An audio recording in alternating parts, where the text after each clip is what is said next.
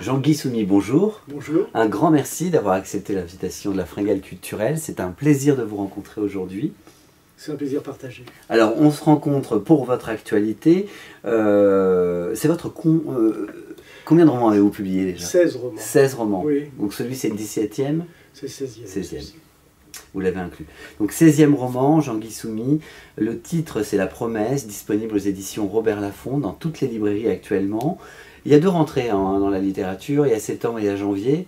C'est mieux d'être dans celle de janvier parce qu'il y a un peu moins de livres? Je pense qu'il y a de plus en plus de livres en janvier, mais je trouve que c'est très bien parce que ça représente une respiration et puis également peut-être une ambition différente de la part des éditeurs.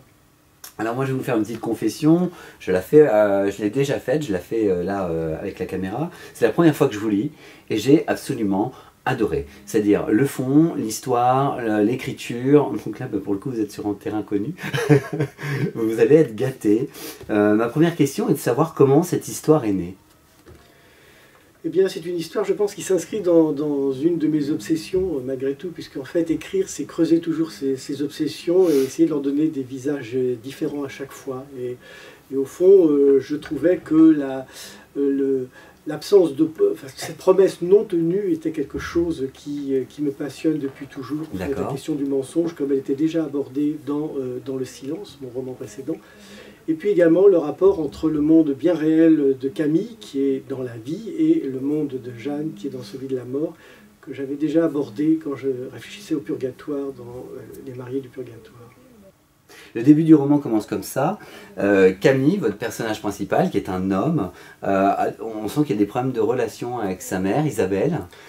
Oui, Isabelle est une femme, en tout cas une mère extrêmement dure, et une mère qui a eu 3 enfants, et la question du fils préféré, au fond, est posée là également, parce que Camille n'est pas le fils préféré. C'est à lui, cependant, qu'on a confié les affaires considérables de cette famille qui est négociant, comme les grands négociants dans le milieu bordelais, dans ce magnifique XVIIIe siècle, à la fin du XVIIIe. Et un jour, un courrier va arriver, et il s'agit de Jeanne. Jeanne est la cousine de Camille, ils se sont fréquentés, se sont aimés jusqu'à l'âge de 15 ans où Camille a été séparée de Jeanne par la mère justement de Camille. Et à 15 ans, Camille et Jeanne s'étaient promis de s'épouser quand ce serait possible. Or, la vie au fond, a fait que ça n'a pas été possible. Camille a été contraint d'épouser une autre femme pour des raisons de stratégie matrimoniale liées aux grandes familles donc, de négociants. Cette femme est morte, mais Camille, la rumeur a couru que Camille allait se remarier. Et là, Jeanne, désespérée, s'est suicidée. Voilà, donc c'est ce qu'on apprend. Et alors là, pour moi, un rebondissement que vous allez évoquer, voilà. Parce que on lui demande, il va y avoir donc un procès, parce que le suicide est très mal vu. Alors, le suicide est une faute extrêmement lourde, puisque, en fait, le suicide, c'est un crime de lèse-majesté envers le roi et envers Dieu. L'être vivant qui est en France n'est pas un citoyen, c'est un sujet. Il appartient au roi, il appartient à Dieu. Donc en aucun cas il ne peut se défaire de ce lien, en dehors naturellement de la nature, du vieillissement, de l'accident, etc.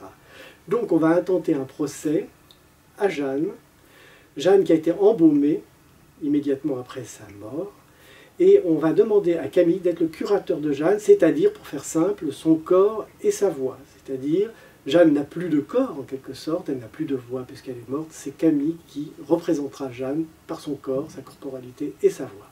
Alors là, alors déjà pour nous lecteurs, c'est une surprise. Pardon de l'avoir dévoilé, mais ça ne casse pas le livre pour autant, parce qu'il y a tout le procès, puis d'autres surprises que là, par contre, on ne dira pas, de rebondissements, d'événements. Voilà.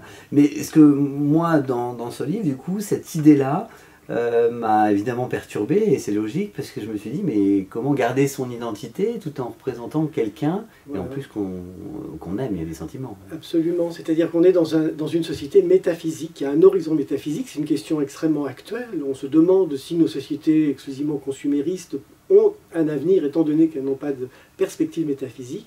Dans cet ancien régime, au fond, la mort n'est pas considérée comme une fin en soi. Et Camille, qui est un homme, va devoir représenter une femme. Et on va, par exemple, quand le président du tribunal va s'adresser aux témoins, il va leur demander d'abord de reconnaître la marquise Jeanne de Coussac sous les traits de cet homme qui est Camille.